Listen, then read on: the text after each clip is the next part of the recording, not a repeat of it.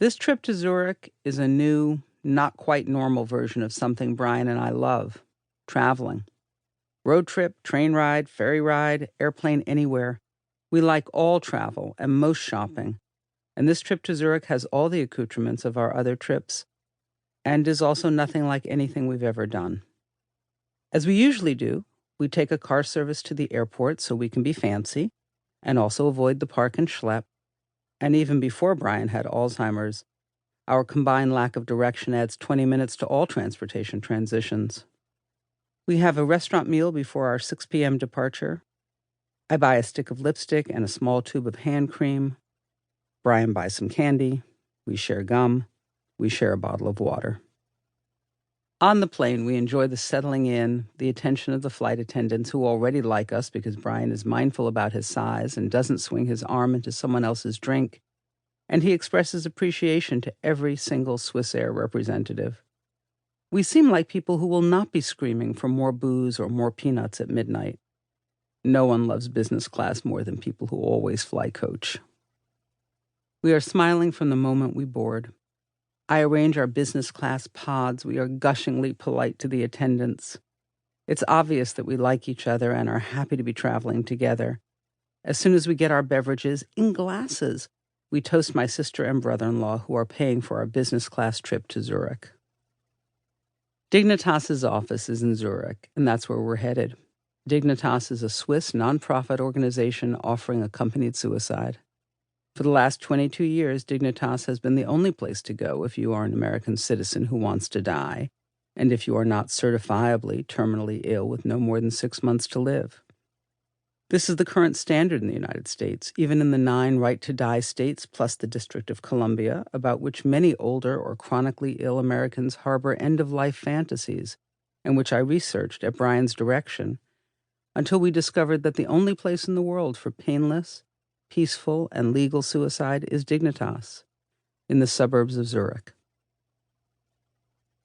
My sister had cried with me since the second appointment with the neurologist, when it took the doctor less than an hour to give Brian a mental status exam and inform us that Brian almost certainly had Alzheimer's and had probably had it for several years, judging by his high IQ, his struggles with balance and proprioception, and his poor performance on the exam.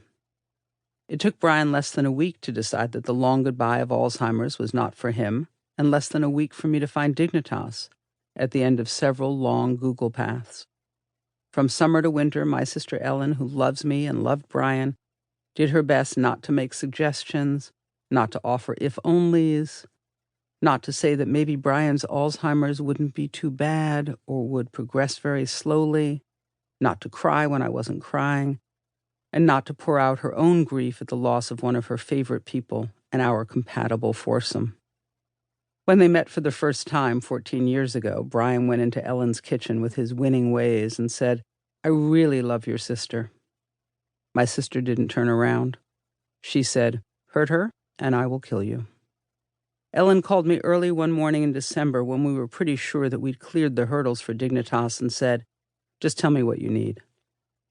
I said, reluctantly, 20,000. And my big sister said, "Here's a check for 30. We ended up spending every penny of it between the couple of last big fishing trips for Brian, his not working, my not working, our eating out all the time, sometimes lunch and dinner at the nicest restaurants in New Haven.